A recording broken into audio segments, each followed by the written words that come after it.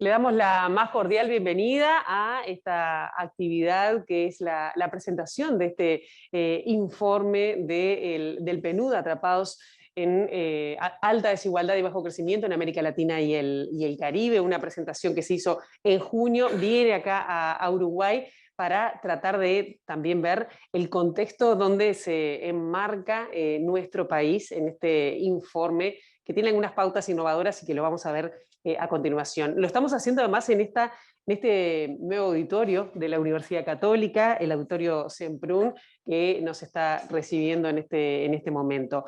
Saludo a las autoridades presentes, a los representantes del PNUD, a quienes han llegado hasta aquí, a Luis Felipe López Calva, que es el director regional del PNUD para América Latina y el Caribe, Stefan Liller, representante residente del PNUD en nuestro país, a Cecilia Rosell, que es vicerrectora también de la Universidad Católica, va a ser una de las comentaristas además de este informe, Fernando Isabela, investigador, economista y docente del Instituto de Economía, que también va a estar comentando por Uruguay este informe que vamos a ver a continuación. Esta es una actividad con tiempo limitado, vamos a ver la presentación a cargo de Luis Felipe López Calva. Luego vamos a hacer un comentario que va a ser breve, 3-4 minutos por las preguntas que tenemos pautadas en esto para tratar de desentrañar eso y ahí nos vamos a despedir. Va a quedar, el informe está colgado además para que lo puedan visitar. También tenemos a representantes diplomáticos en nuestro país aquí en esta presentación.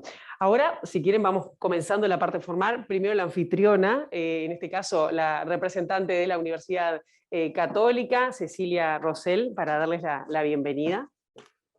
Gracias. Gracias, Pilar. Bueno, muy brevemente, quiero hablar en nombre del rector, que no pudo estar hoy. Es un honor para la Universidad Católica recibirlos a ustedes hoy y recibir a Luis Felipe López Calva y al representante del PNUD y todo el equipo del PNUD para presentar este informe regional de desarrollo humano, que siempre obviamente es una referencia para la región y para la discusión sobre los temas económicos, políticos, sociales en Uruguay. Así que nada, ansiosos por que empiece la actividad y de nuevo muchas gracias por estar aquí. Gracias. Gracias, Cecilia. Y bueno, invitamos a pasar a Stefan Liller, también representante residente del PNUD, para sus palabras de bienvenida. Gracias. Bueno, muchísimas gracias. Buen día a todos, a los que están conectados en el internet con ustedes y con nosotros y los que están aquí. Es un enorme gusto de estar con ustedes el día de hoy para la presentación del informe regional de desarrollo humano y tener nuestro director regional y subsecretario general de Naciones Unidas, Luis Felipe López Calva, que además es un economista muy destacado de la región y mucho más allá. Entonces estamos muy contentos que estás aquí con nosotros, Luis Felipe, y bueno, que tener a Cecilia y Fernando comentando ese informe. Y como todos ustedes saben, PNUD comenzó a producir esos informes hace más de 30 años. Y la diferencia de algunos enfoques en el pasado es que el enfoque de desarrollo humano pone la persona en el centro del desarrollo y aspira que el desarrollo amplía las opciones y las posibilidades de cada una de las personas. Así que PNUD produce esos informes globales, regionales, nacionales y a veces subregionales o a nivel local. Aquí en Uruguay no hemos producido informes nacionales por muchos años. Tenemos una serie que se llama Cuadernos de Desarrollo Humano que hemos producido. El año pasado sacamos una sobre movilidad intergeneracional y el próximo año tenemos planeado también sacar una nueva informe en ese sentido.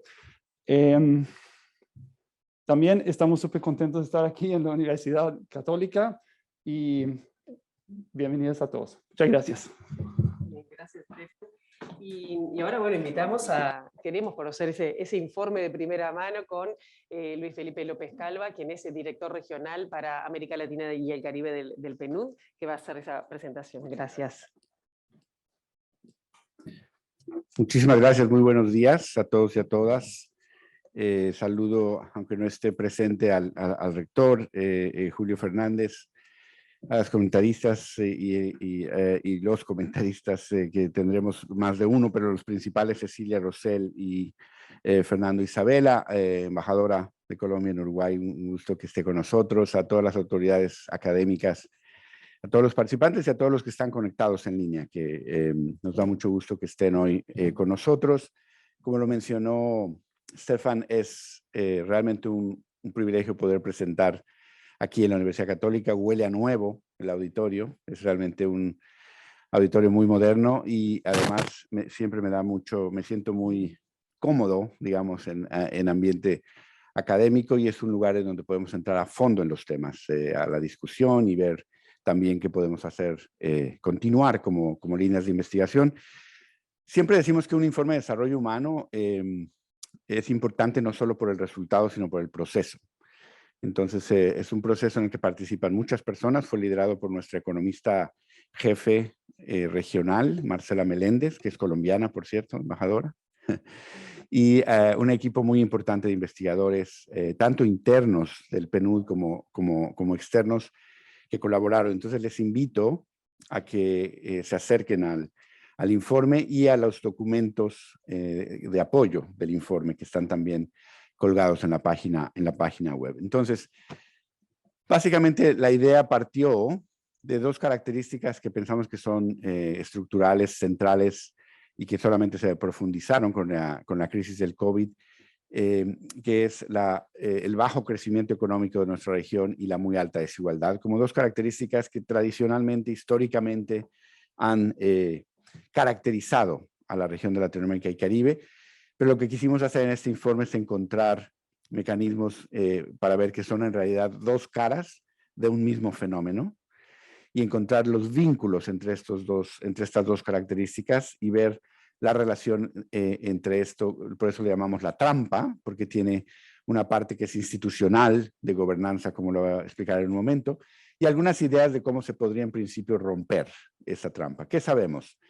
Empezamos por decir que a mí me parece importante, esta es la gráfica acumulada del nivel de ingreso y el porcentaje de población en la región.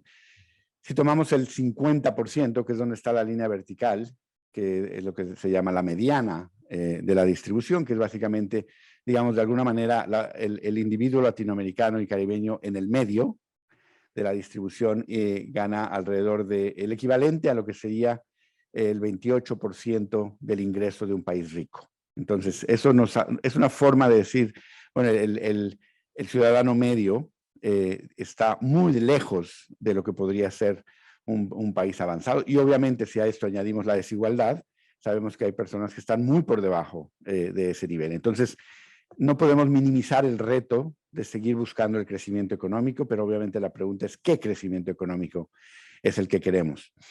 Esta es una gráfica donde ponemos nivel de ingreso y índice de desarrollo humano, que como ustedes saben es el índice que produce el PNUD desde 1990.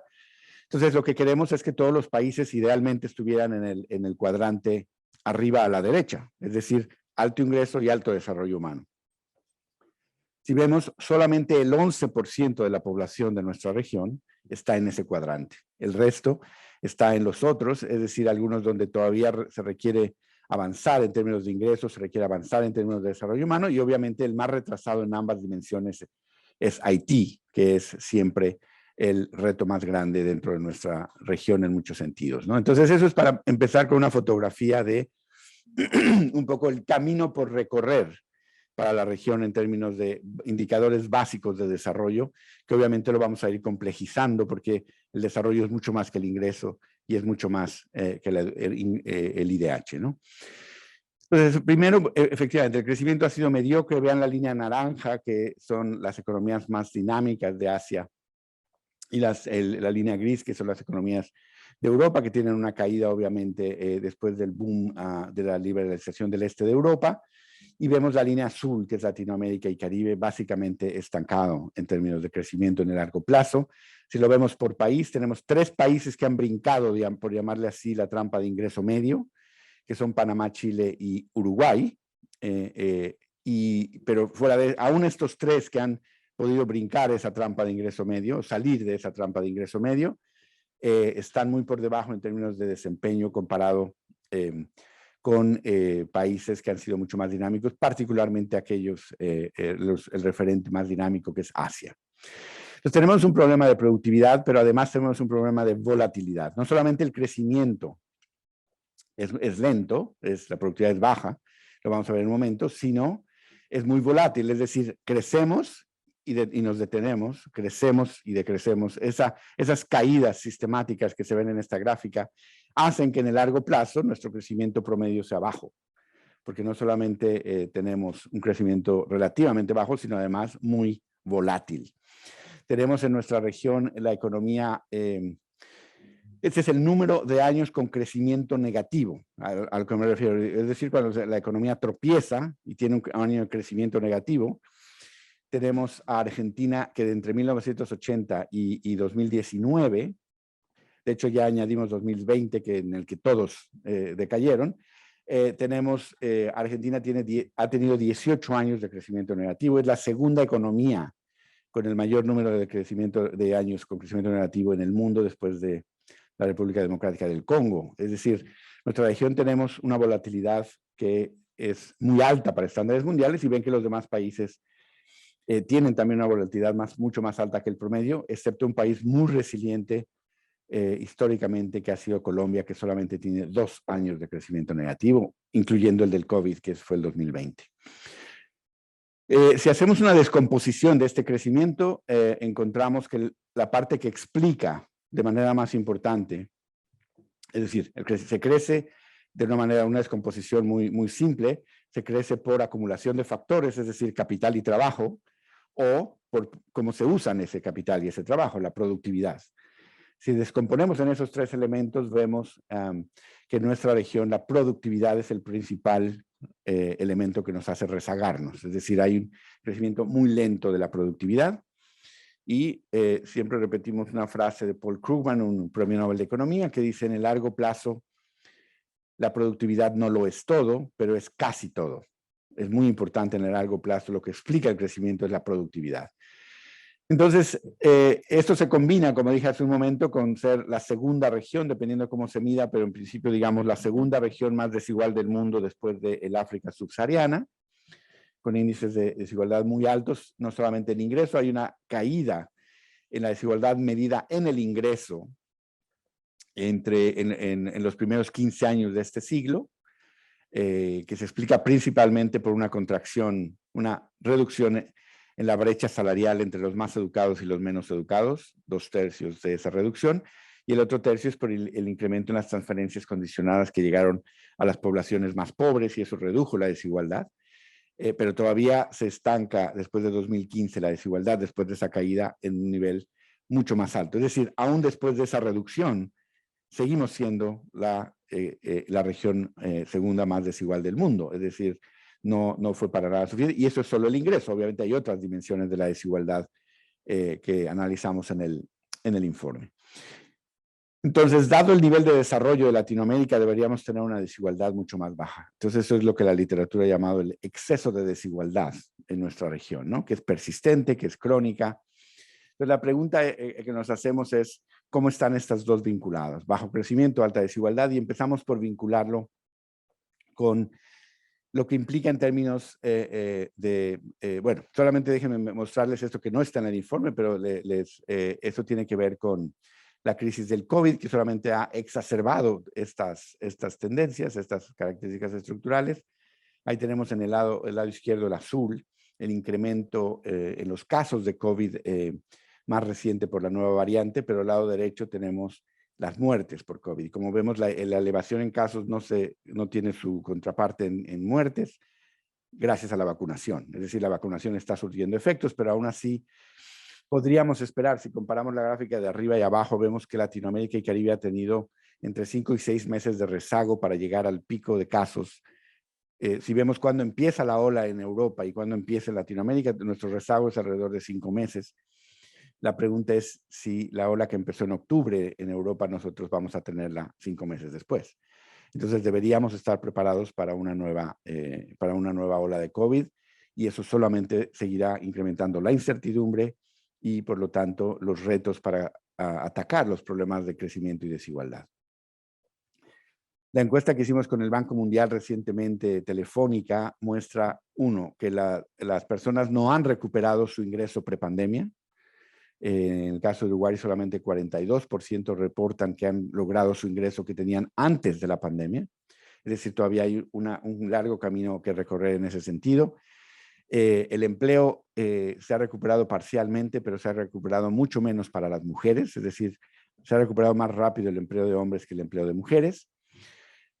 Y muy importante que la inseguridad alimentaria se duplicó a 24%. 24% de los hogares en nuestra región han declarado en el 2021 que han tenido problemas para satisfacer sus necesidades alimentarias al menos una vez durante la última semana.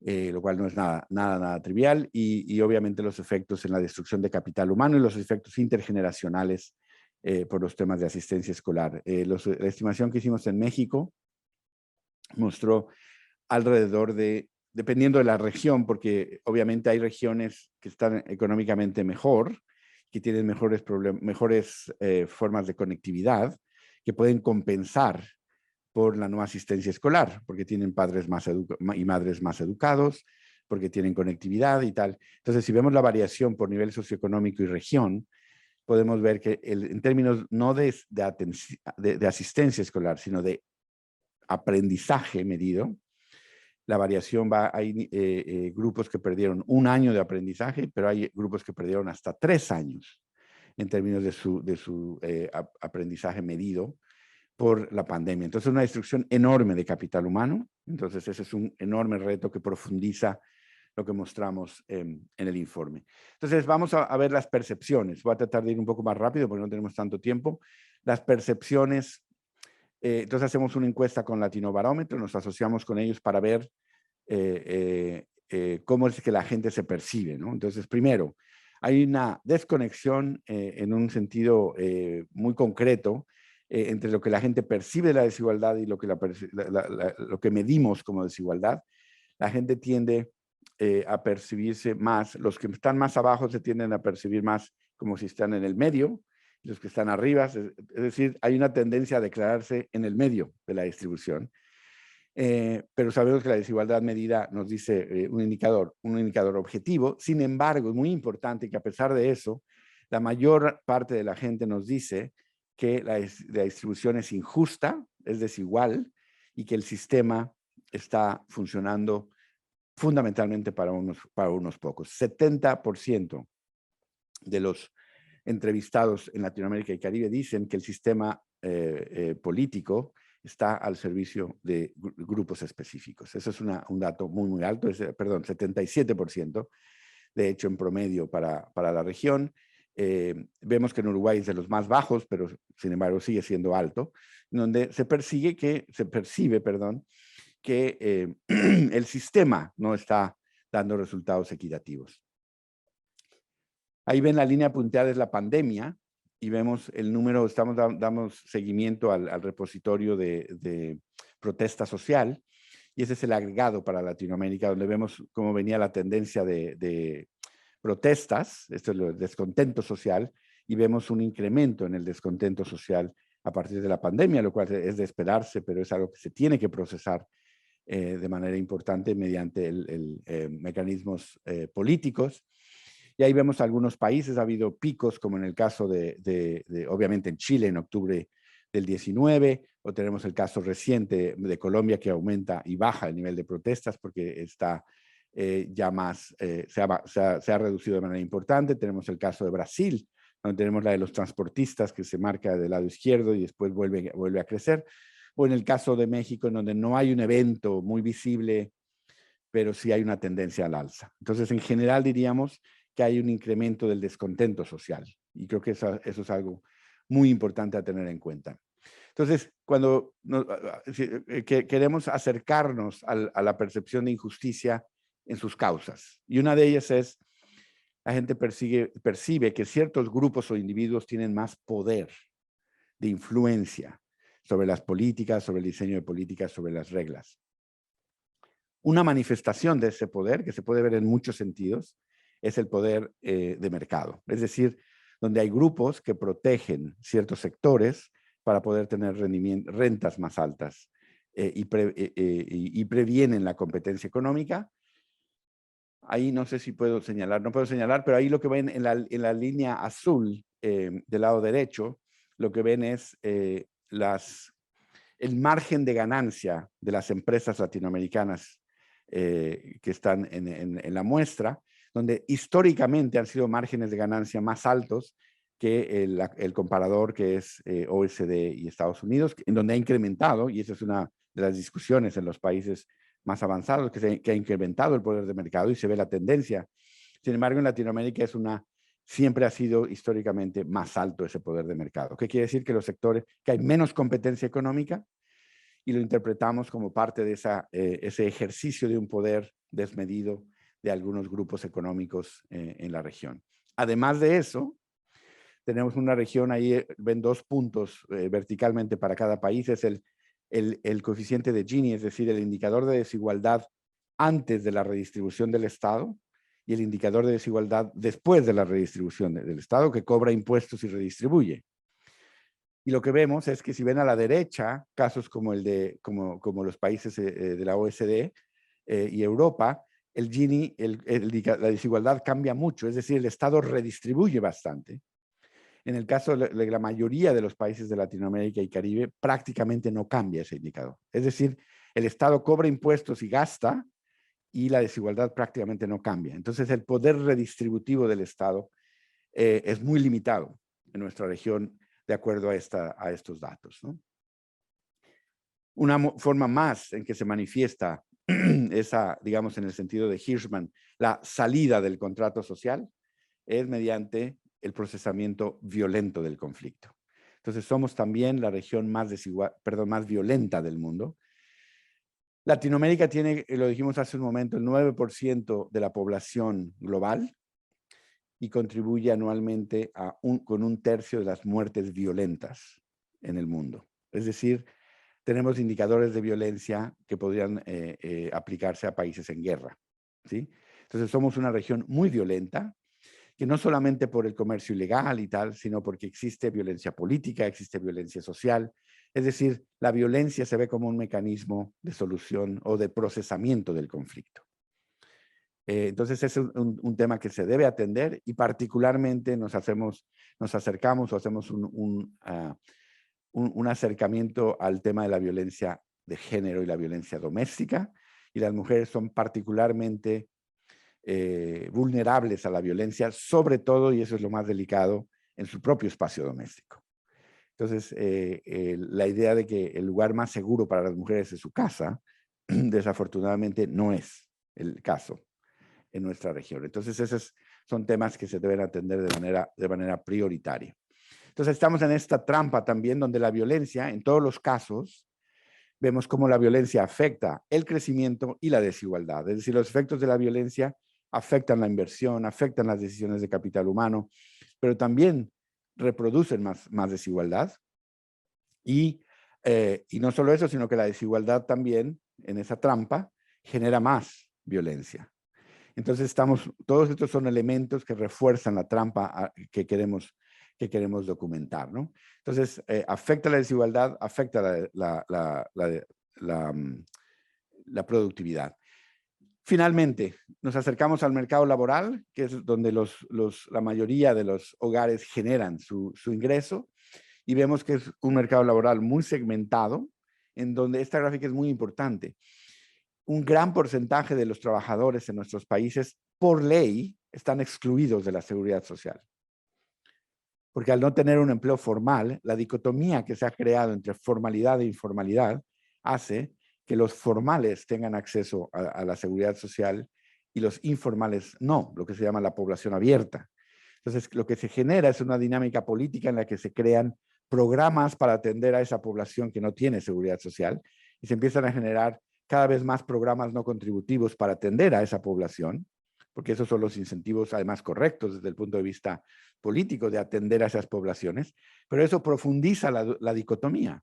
Entonces hemos generado una situación en la que tenemos ciudadanos o trabajadores de primera y de segunda, Tenemos los que tienen como decimos en el informe, el Cadillac de la Seguridad Social y los que tienen el autito viejo de la Seguridad Social.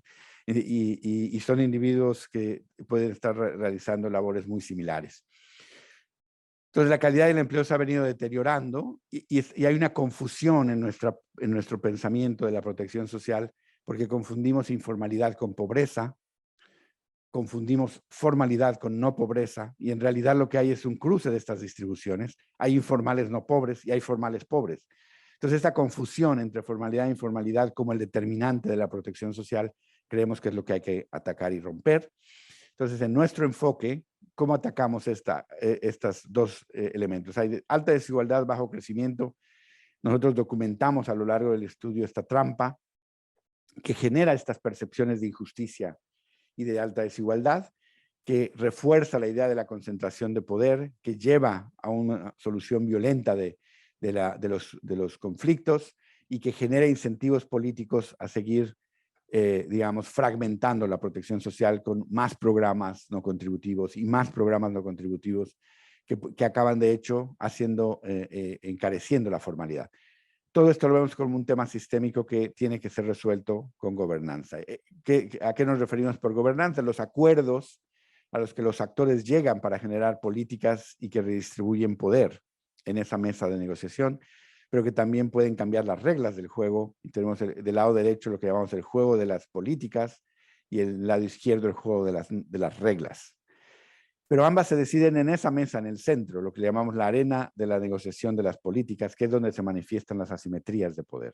La pregunta es cómo abrimos esa arena de negociación política a más actores, cómo creamos estas nuevas coaliciones. Entonces hay problemas que vamos a resolver con nuevas políticas, otros con nuevas reglas, pero necesitamos nuevas coaliciones de actores en esa mesa.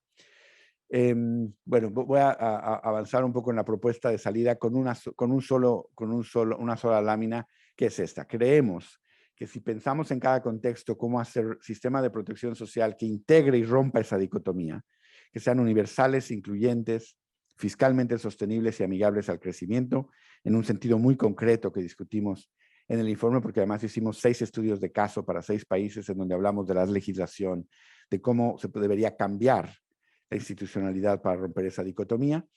Creemos que ese es el punto de partida, porque lo que no podemos, o no queremos de hecho, es hacer una larga lista de cosas que son deseables. Obviamente mencionamos muchas cosas que son deseables, pero la pregunta que nos hacen cuando nos sentamos con contrapartes de gobierno es, ¿qué hacemos primero?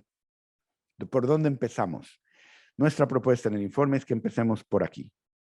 Protección social universal, financiada con impuestos generales, que desvinculen la protección social de la condición de empleo, y eso nos puede llevar a una dinámica que aumente la productividad y baje la desigualdad simultáneamente. Bueno, muchas gracias.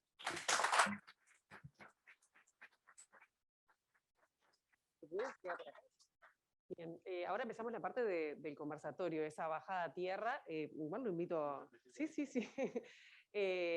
Bueno, agradecemos primero a Luis Felipe López Calva por esta presentación. Él se va a quedar en este conversatorio y bueno, y también invitamos ahora a Cecilia Rosell y Fernando Isabela para bueno, esta bajada a tierra, ¿no? Con muchas puntas que quedaron del informe. Voy a hacer esto.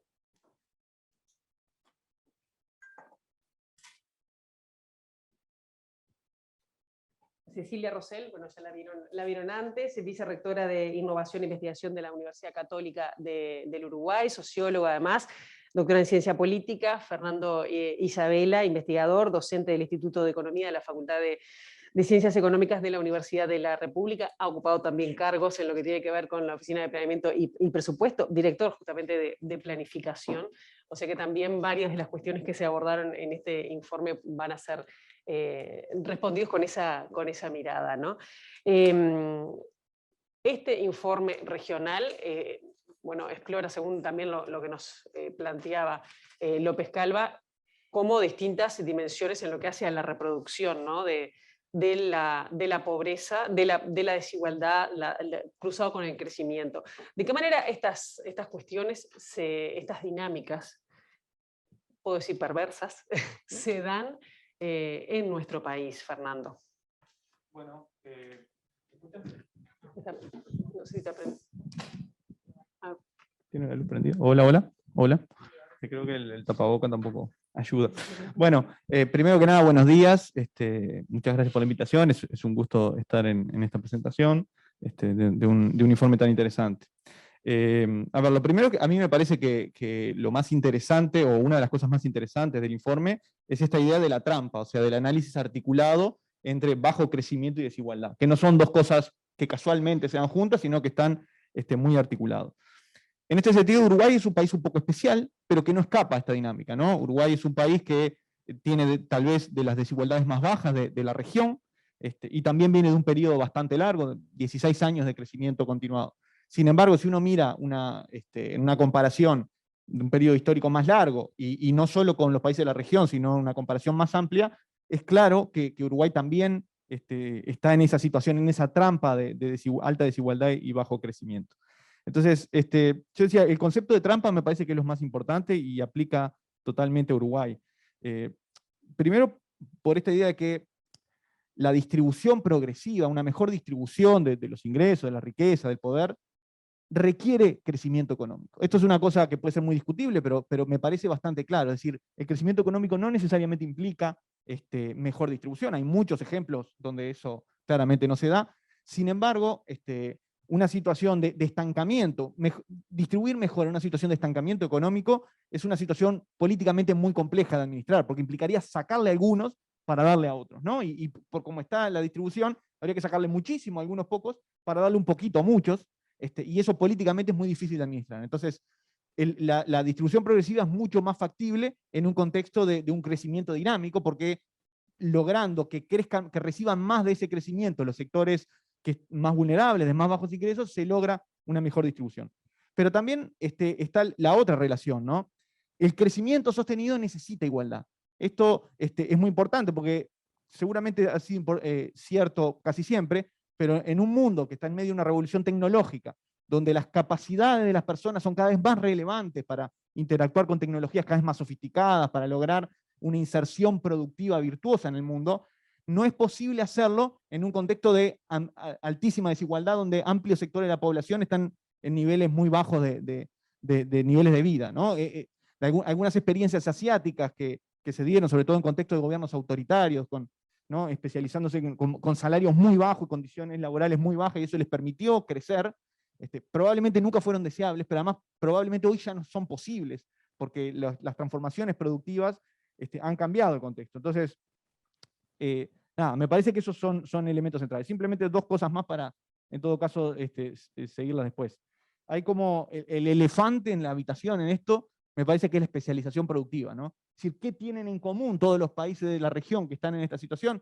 Bueno, probablemente más de una cosa, pero una que a mí me parece muy importante es esa especialización productiva, súper especialización en productos, en commodities, en productos básicos basados en recursos naturales, que es muy difícil crecer exclusivamente en esa apuesta, ¿no? Y bueno, y lo otro, para profundizar después, son los impuestos, como una herramienta posible para salir de esta situación. Bien.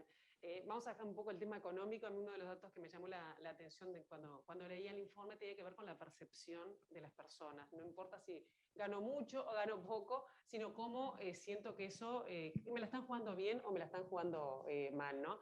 Y ahí veíamos que Uruguay, 58% de las personas, que me pareció muy elevado, piensa que se gobierna para el beneficio de unos pocos, ¿no?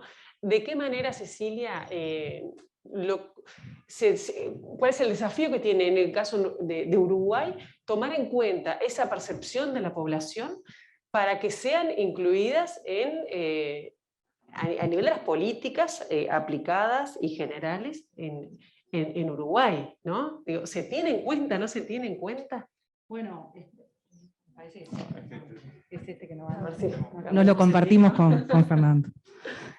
Bueno, el punto importante aquí con relación a las percepciones, o uno de los puntos que me pareció más importante, leyendo el informe, por cierto, fue un placer leerlo estos días, es que los cambios sociales que mencionaba y económicos que mencionaba Luis Felipe, que se requieren hacer en la región, sin duda necesitan de coaliciones redistributivas fuertes.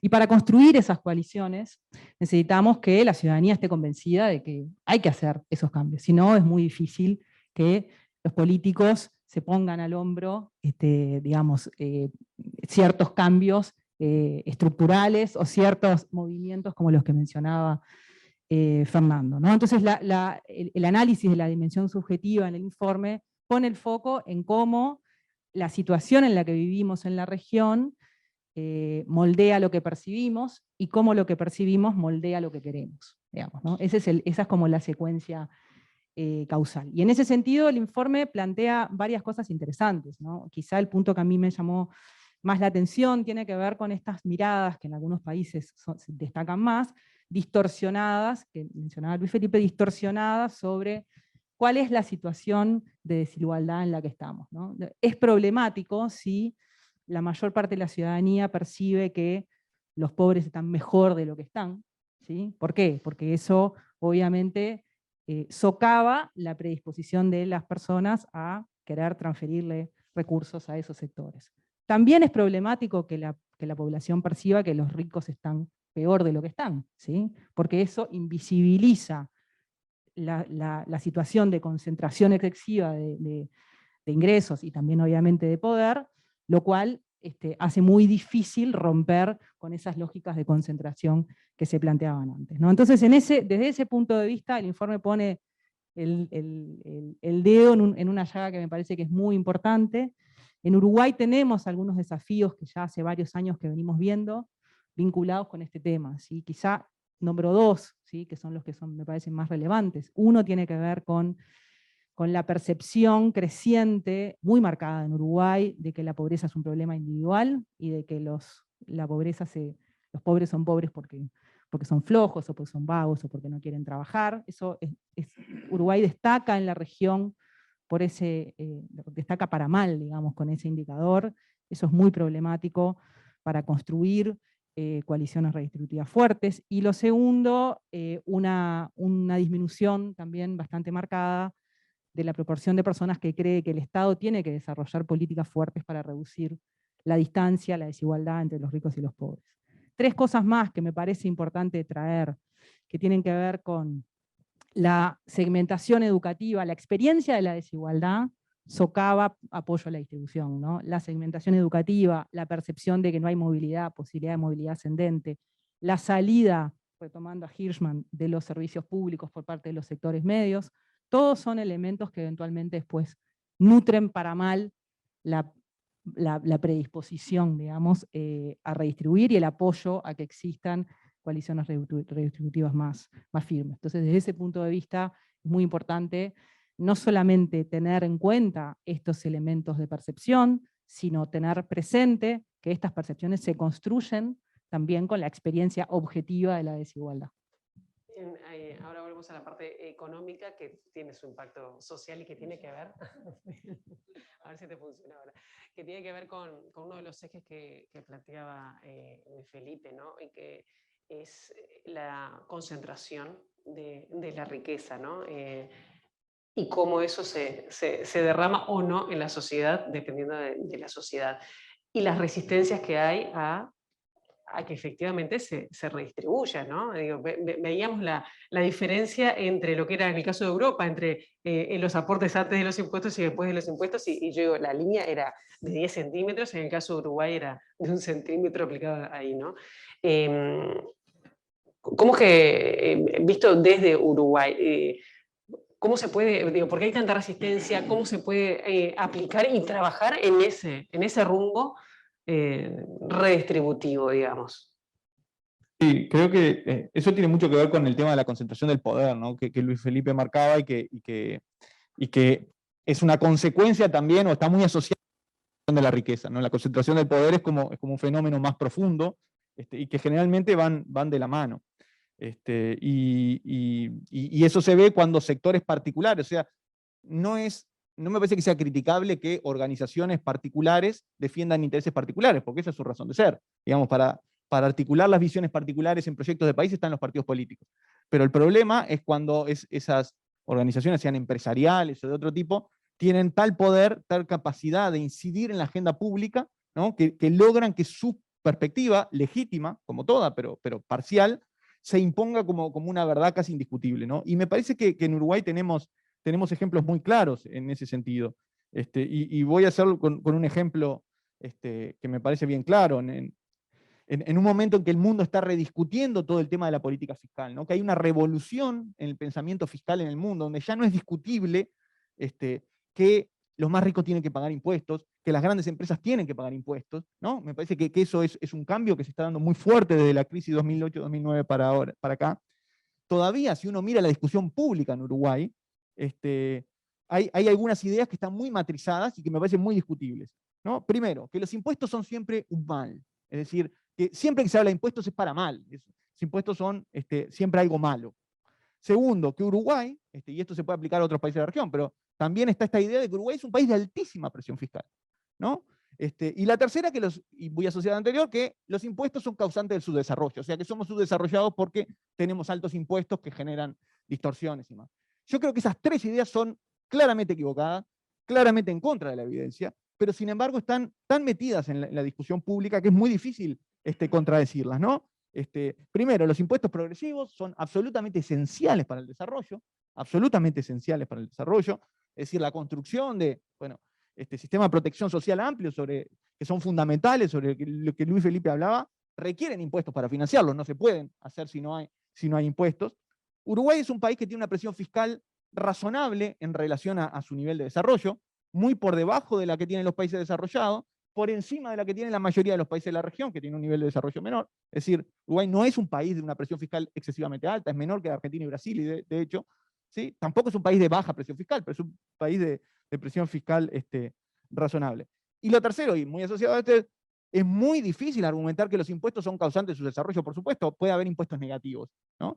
Puede haber impuestos mal pensados, pero si uno mira, y eso la evidencia es súper clara, los países más desarrollados tienen las presiones fiscales más altas, no hay vuelta con eso. Es decir, no hay país desarrollado de baja presión fiscal, porque el desarrollo exige tener sistemas de educación, sistemas de salud, sistemas de protección social muy amplios, muy densos, y eso requiere recursos, y para eso hay que tener impuestos. Entonces me parece eso como un ejemplo de cómo a veces los intereses particulares logran matrizar, por ejemplo, la discusión pública. Ahí está el tema de las percepciones, ¿no? Sin duda. De cómo la gente percibe el cobro de los impuestos y hacia dónde se dirigen.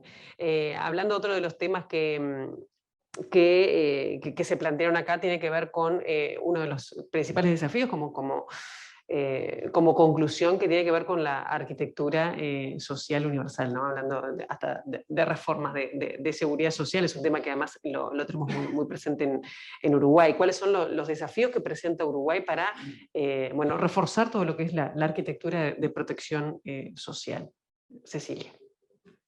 No anda mi micrófono todavía, así que ¿No? le pido prestado a Fernando. Bueno, Uruguay tiene uno de los sistemas de protección social más consolidados de la región, digamos, ¿no? Ahí los gráficos que mostraba Luis Felipe lo ilustran, pero claramente los problemas que el informe plantea en términos de la traslación de las desigualdades productivas y laborales al sistema de protección social, en Uruguay están a la orden del día, digamos, ¿no? Uruguay combina esas dos cosas, una alta cobertura y un sistema muy consolidado para lo que son los parámetros de la región, y al mismo tiempo una muy alta desigualdad y estratificación en cómo se accede a ese sistema de protección social, una vez que se accede, a qué se accede, y las versiones disminuidas, digamos, ¿no? de la protección social a través de la asistencia social. Entonces, es un caso de libro, digamos, para mirar esta lógica dual que planteaba Luis Felipe, ¿no? Esta idea de, ¿no? que también la literatura plantea mucho, de insiders y outsiders, de personas que tienen, ¿no? clase A en protección social y clase B en protección social. Y eso se debe a que es un modelo muy maduro en términos de la asociación del acceso a la protección social vía la posición de las personas en el mercado de trabajo, ¿no? Su fundación, su origen es ese, y su reproducción ha continuado siendo así, con algunos atenuantes, digamos, producto sobre todo del pilar no contributivo, del desarrollo de la política de asistencia, transferencias y demás. Entonces, ese modelo desigual no solo produce, como también se plantea en el informe para el conjunto de la región, ineficiencias, sino que es en sí mismo un sistema de reproducción de desigualdades, digamos. Introduce, ya éramos desiguales, digamos, antes de transferencias y de sistema de seguridad social. Post sistema de seguridad social, obviamente hay logros muy importantes que no se pueden negar en términos de reducción de pobreza y de riesgos, pero al mismo tiempo se introducen nuevas desigualdades, nuevos sesgos, que tienen versiones que afectan de manera muy diferente a distintos sectores de la población. Por poner solo un ejemplo, las mujeres están son especialmente vulnerables o están en especial desventaja en relación al acceso a la protección social. Entonces, los desafíos que plantea el informe a Uruguay le caben perfecto. Mucho de eso se ha venido discutiendo en los últimos años en Uruguay, se está discutiendo ahora, de hecho, con el debate en torno a la seguridad social. Quizá poner el punto sobre una cosa que en el informe se plantea al final, que es cómo se parte, digamos, de un modelo tan avanzado en términos de desarrollo contributivo como tiene Uruguay, a un modelo como el que plantea el informe de base universal y sumatorias posteriores, digamos, con lógicas no contributivas. O dicho de otra manera, cómo se desarma esto que tenemos y armamos algo totalmente distinto con la misma plata, ¿no? Y esto, en el caso de Uruguay, es extremadamente desafiante, digamos, porque la economía política del sistema está, como alguna vez planteó Fernando Filgueira, muy maniatada, ¿sí? Los márgenes para mover lo que hoy tenemos construido son muy, muy escasos, producto de cómo se fue construyendo el sistema. Y vuelvo con esto y cierro al punto inicial de mi primera intervención sobre las percepciones. Es muy difícil que nosotros logremos dar un paso significativo, digamos, en un camino como el que de alguna manera traza el informe, si no logramos tener una ciudadanía convencida de que es muy importante redistribuir y que es muy importante restablecer ciertos lazos de solidaridad, sobre todo entre los insiders y los outsiders. Y eso todavía no solo no está claro, sino que las señales que venimos teniendo más bien nos están llevando en el sentido contrario, y eso es de preocupación para el país. Tenemos que cerrar. También hay un tema que estaba atravesado con el informe que tiene que ver con las violencias, la protesta pacífica, a veces no tan pacífica, la situación de las mujeres que quizás sufren muchas cosas de empleo, violencia dentro de su casa, violencia de género en general, pero no protestan o no se visibiliza esa lucha, que también hay que dar recursos, ¿no? Percepción. La gente capaz que no lo ve tampoco como algo demasiado relevante. Me gustaría, bueno, un cierre a cargo de Luis Felipe, pero también un comentario final también no sé, de Fernando y de Cecilia, y para redondear. Hay mucho para comentar. Gracias. Déjenme, disculpen, comentar una anécdota que probablemente conocen, pero que siempre en el grupo, de una entrevista a un cocinero de una casa presidencial en un país latinoamericano que no era Uruguay, y de verdad no era Uruguay, pero entrevistan en una revista de sociales a un cocinero y le dicen,